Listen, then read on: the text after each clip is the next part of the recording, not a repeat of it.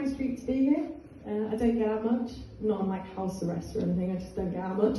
I'm a single mum, I'm a nurse, so I'm basically knackered and broke most of the time. So, you know. But I work for the NHS. Yes,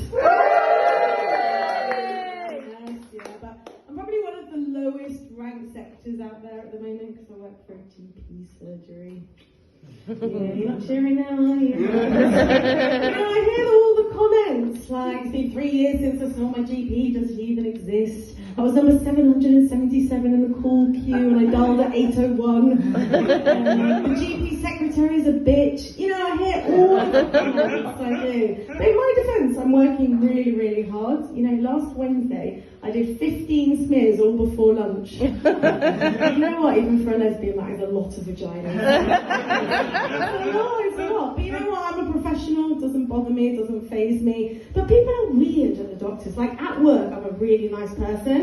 Outside of work, less so. And I think the reason is because people are difficult, right? People like to overshare, okay? So if you work in a bank or the supermarket, someone walks in and you say, hello, how are you? And they say, I'm fine, thank you, how are you? And they say, I'm fine, thank you. And that's usually the end of the conversation, right?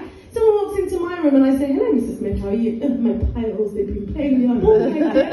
You shouldn't come in for a fucking flu jab. I don't need to know the status quo of your arsehole. We talk about it for 20 minutes and I have a smile on my face, right? People like to tell the truth, right? But not about the important truths, like, did you swallow all those pills? And have you had breakfast before surgery? These things they like to lie about, right? It's the really scarring truth that they like to tell. So I used to work in an emergency call centre. I used to live abroad. Oh, sounds like it's gone.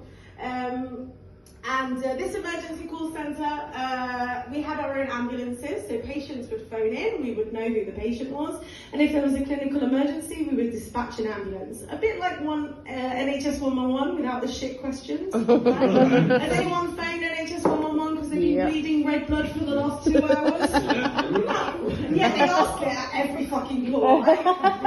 So I had a 78-year-old Mr. Jones phone, right? So the first thing that I heard on the phone when I picked up to this 78-year-old Mr. Jones was, ah! And I answered, Mr. Jones, Mr. Jones. I said, Mr. Jones, what's going on? And he goes, ah, I'm getting a shock from my automatic defibrillator. Now, for all of you that don't know, an automatic defibrillator is a pacemaker that gives you an automatic shock, detects your heart rate's doing something it shouldn't be, hurts like a motherfucker, but it will save your life, right? So obviously I did what I needed to do. I dispatched an ambulance. I then made the very grave error of asking 78-year-old Mr. Jones, what were you doing before it happened? To which he proudly answered, I was working! Right? A truth that I did not need to know. Or he felt the need to share. And we discussed it for 20 minutes. I had a smile on my face. I'm guessing he did as well. Right? Now that phone call with Mr. Jones got me thinking, right?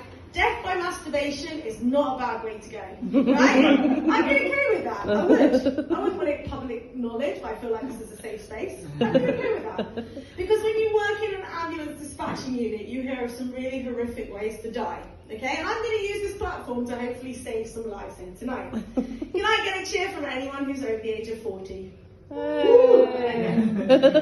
Increase your fibre intake, okay? Because the amount of people that die doing a strenuous poo is terrifying. Right? Either you sat on the toilet, screening through Instagram, you push too hard, the next thing you know, you're on the floor dead. Right? Okay? And the thing is that people will remember you for it, for the rest of time. Okay? I want to cheer from anyone here without Googling that can name 10 Elvis Presley songs. I want to cheer from anyone here who knows how Elvis Presley died. Increase your fibre.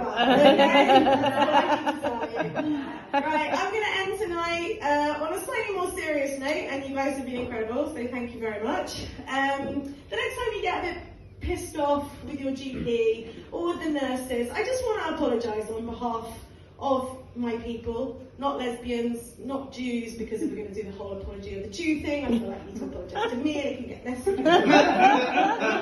But we are trying really hard and we are being pushed to the max.